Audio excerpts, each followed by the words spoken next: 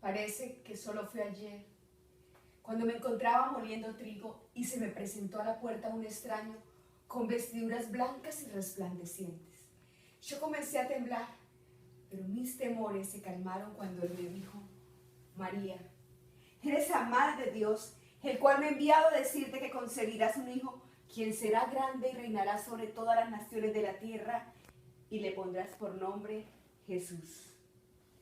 En ese momento recordé las palabras de la profecía de Isaías que desde niña conocía, que dice: porque nos ha nacido un niño, Dios nos ha dado un hijo, quien tendrá el poder de gobernar, y le darán estos nombres: admirables sus planes, Dios invencible, Padre eterno, Príncipe de paz. ¿Serían verdaderas las palabras de ese mensajero? ¿Habría sido yo escogida para ser la madre del Mesías tan anhelado? En ese momento recordé que estaba comprometida con José. ¿Sería esta la forma en que el niño nacería? Como si conociera mis pensamientos, el mensajero me dijo que el niño sería concebido por obra del Espíritu Santo y que sería el Hijo de Dios. José era un hombre bueno y justo. Su obediencia a la ley no le permitiría casarse con una mujer que estuviese encinta. Y yo tampoco quería traer mala fama a su familia. ¿Querría un José casarse conmigo? Yo solo sabía que Dios me había escogido a mí para servirle como la madre de su hijo y para ofrecerle mi vida. No podía negarme, pasara lo que pasara. Después de decirme que mi prima Elizabeth, quien hasta ese momento había sido estéril, estaba encinta hacía ya 6 meses y que para Dios no hay nada imposible, el mensajero desapareció como la neblina. Los meses siguientes fueron meses llenos de emoción y anticipación por la llegada del niño. Aunque les confieso, también fueron meses de duda, de vergüenza y de sospecha. Mis amigas más íntimas me rechazaron. Supongo que les era difícil imaginar que yo aún era virgen y que el niño que llevaba en mi seno era divino. Al igual que ellas, yo pensaba que José me iba a rechazar. Pero un ángel se le apareció en sueños y le dijo que el niño había sido concebido por obra del Espíritu Santo y que salvaría a su pueblo del pecado. Si no hubiese sido por José, quien se casó conmigo y me llevó a su casa, yo hubiese sido juzgada por la ley judaica y me hubiesen apedreado. Momentos como estos tan difíciles, yo me consolaba y me llenaba de gozo el imaginar que yo, esta sierva tan humilde, había sido escogida por Dios para ser parte de su plan. En mi opinión, el edicto romano de que todos los judíos fuésemos empadronados no pudo llegar en un tiempo más inconveniente. Yo hubiese esperado que el tiempo de mi alumbramiento hubiese sido en Nazaret, mi propia tierra. Pero así como yo había sido escogida, también había sido escogido el pequeño pueblo de Belén.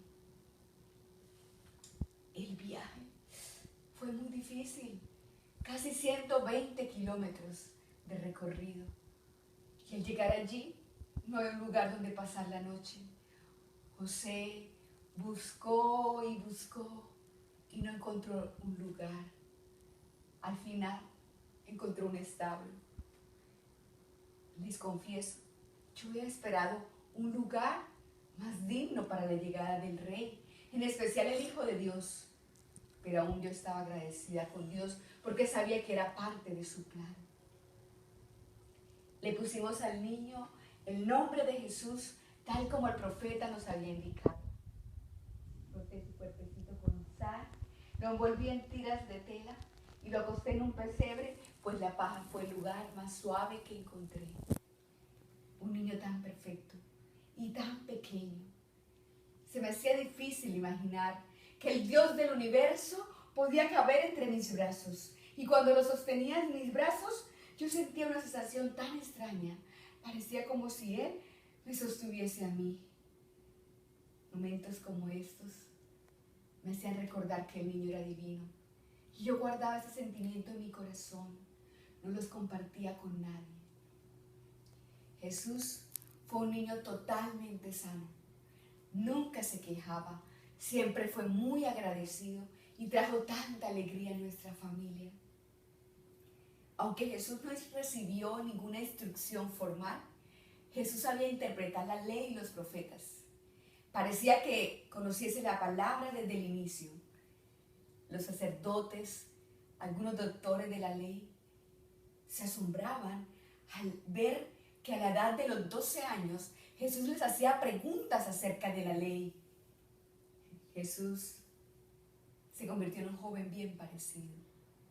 Se parecía a mí, en la opinión de una madre. Me imagino que para muchos otros era un hombre común y corriente, pero había algo que lo distinguía entre todos los hombres. Jesús era un hombre de pocas palabras. A menos que el tema a tratar fueran las cosas del cielo o las cosas de Dios, entonces Jesús hablaba con tanta libertad y sus ojos brillaban de una manera especial.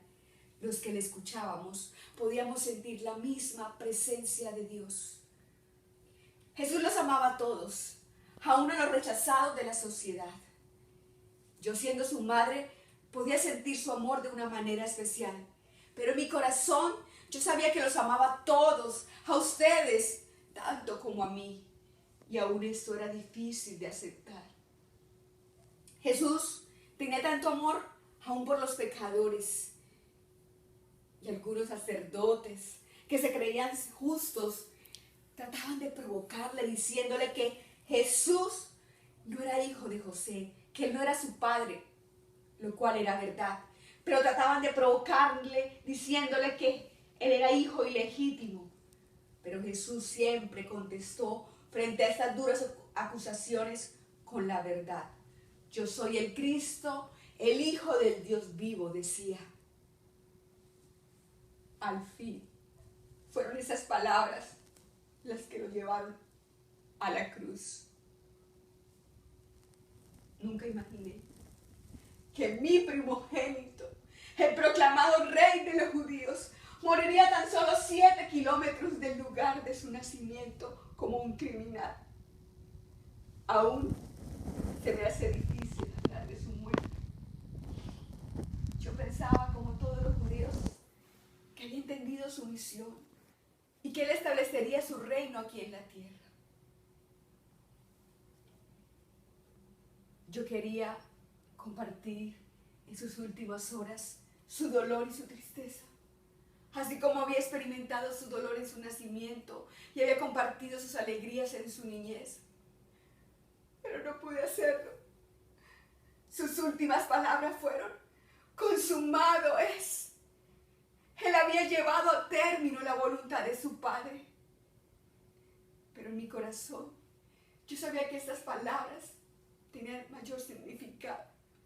Yo sabía que mi papel de madre había terminado.